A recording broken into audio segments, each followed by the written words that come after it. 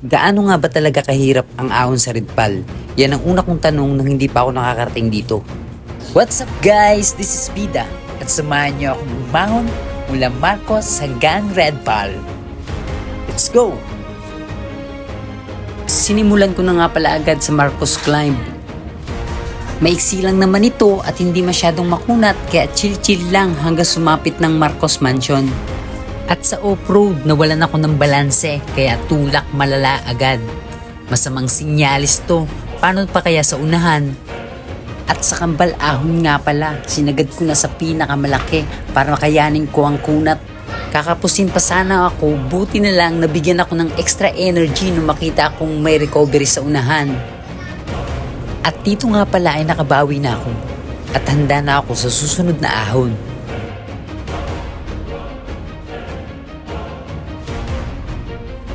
At ito na nga pala yung 2 kilometers pain na marami ng siklistang pinaiyak. Tuloy-tuloy na sana ako sa pagpadyak hanggang hindi ko nakayanin ang bigat. Kaya napatukod na rin ako. Ito yung ruta na kahit paulit-ulit mong pinupuntahan, paulit-ulit ka rin tumutukod. Kaya tambay muna ako habang pinagmamasdan ko ang mukha ng mga siklistang kasunod ko. Tapos sinabi ko sa sarili ko na hindi na ako magtutulak sa part na to. Kaya ginapang ko na lang at kinuha sa tiyaga. Gapang lang.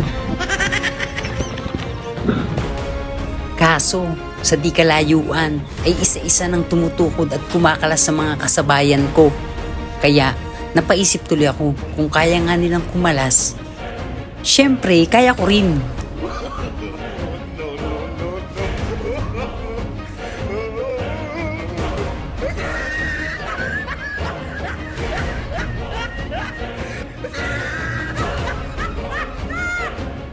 Tamang lingon lang sa malakas habang iniisip ko na ang laki na pala ng improvement ko. Kung dati nagtutulak lang ako sa part na ito, ngayon hindi ko na rin kayang magtulak kasi nakaupo na ako sa kalsada.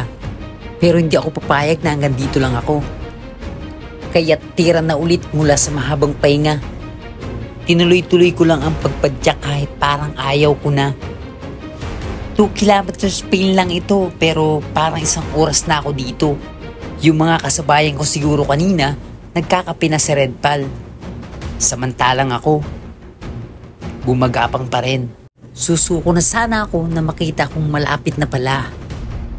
At ayan, ako na may hawak ng titulo na 1 oras at kalahati. Ang 2 kilometers pain ng Red Pal. What's up guys? This is Bida. On the road.